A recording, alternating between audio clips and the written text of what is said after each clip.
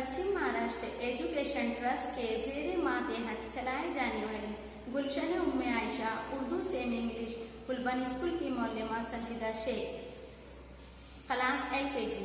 अस्सलाम वालेकुम बच्चों, आज हम उर्दू की नज़म पढ़ेंगे। उसका उन्वान है अब्बू जब परदेस से आए। तो चलो बच्चों, आज हम अब्बू जब परदेस से आए नज़म पढ़ेंगे।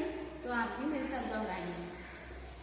अब्बू जब परदेस से आए, अच्छी अच्छी चीजें लाए, कपड़े की एक गुड़िया लाए, चू चू करती चिड़िया लाए, पम पम करती मोटर लाए, भोला भाला हाथी लाए, छुक छुक करती रेल लाए, डमरू बजाता बंदर लाए।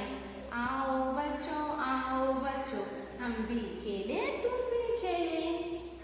बच्चों, अभी हमने ये नज़म पढ़े, अभी एक बार हम और इसको पढ़ेंगे। चलो पढ़ते हैं हम।